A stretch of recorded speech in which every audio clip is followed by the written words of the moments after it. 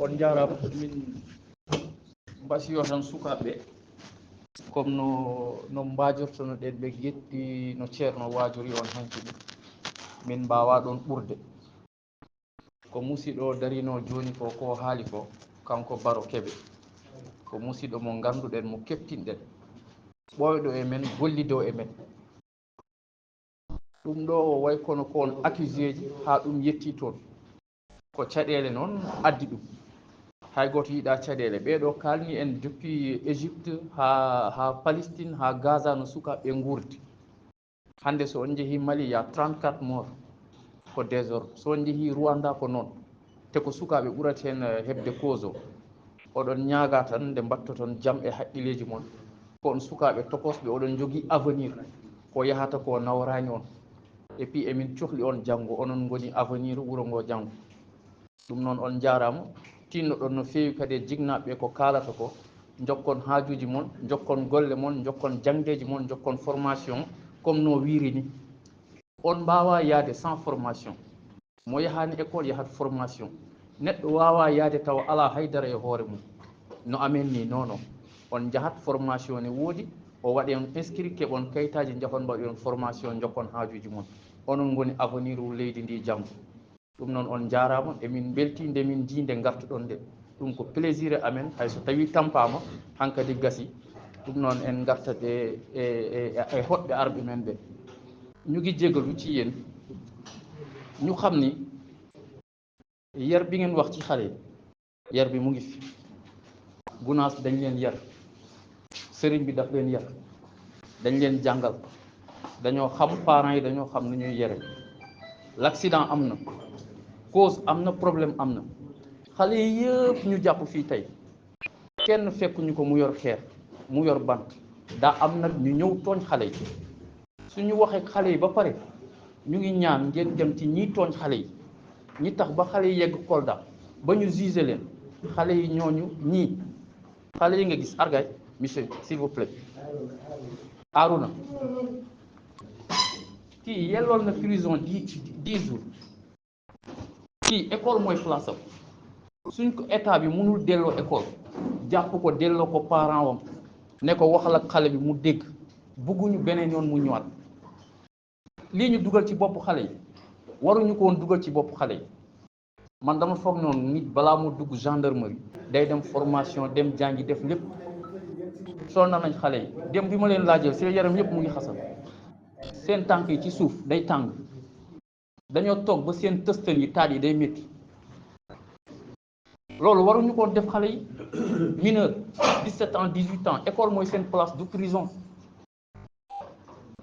même bu dee prison yi bi ñu demee dañ leen séparé mais prison la noo bi tudd séparation bi ci biir la salle mineur saalu xale mag ñi ñun loolu moo ñu metti tooñ bi ñu tooñ xale yi tooñ bi ñu tooñ nit ñi su ngeen waxalee xale yi ba ñu dégg dañoo bëgg ngeen dem si seen commandant yi ñoom seen chef yi ngeen wax leen li ñu tooñ dëkk bi ñun neexuñu ba tey nag loolu moo jàpp waa dëkk bi même buñ bëggoon jàmm am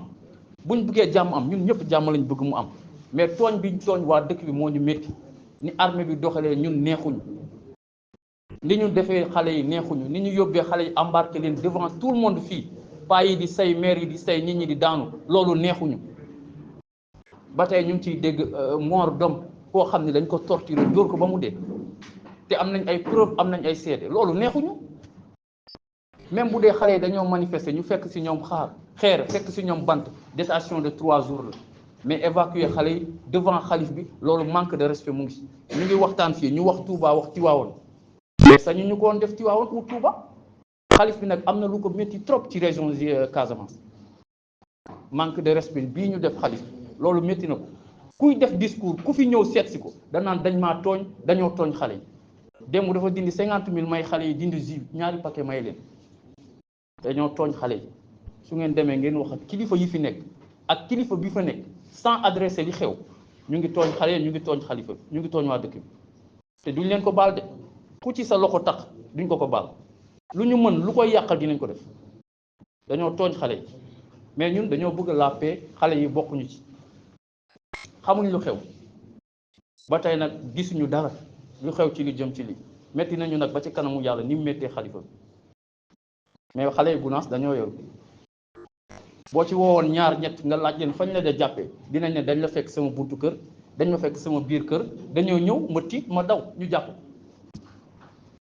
am na kuñ fa accusé dafa daggoon le 3 problème bi am le 17 mais dañ ko jàpp dóor ko ne ko am photo la jaasi neel yaa ko yor et mu ngi foofu tëdd ñu ne majeur la 18 ans la 19 ans 20 ans jugé guñ ko loolu crime la ku ñu fekk nga toog sa kër di lekk crime la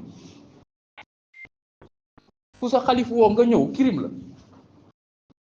lu tax ñu naan Bamba demoon na géej ku fa jaar sa tànk dama kenn mënul jaar fi Bamba jaar ku sa xalif woo da ngay dem wuy ji xalif bi moo woo jour mardi ñëpp dem seeti xalif bi li mu woo ñu déglu ko xalif bi nee na kilifa mooy ñëw leen ñu teeru kilifa bii ñëw ñu déglu ko noonu la demee ñii ñëpp noonu lañ leen jàpp maa ngi jégalu nag moo tax ma wax ak yéen ñi wax ak xale yi nii ñun jàmm rek lañ bëgg man damay dem ba ñoom baroke bi mu ngi nii damay dem ba dugg seen biir kër yi foofu laay toog foofu laay fréquenté ñooy footballandoo ñooy foowandoo xamuñu woon problème bi mais tey mënoo ko am si biir foog ñu toogat d'ici 20 ans 25 ans ñu mën a amaat lu mel noonu parce que ñoom ñoo dugal ci boppu xale yi lii haine bi gendarmerie moo ko def te ñu ngi ñaan nag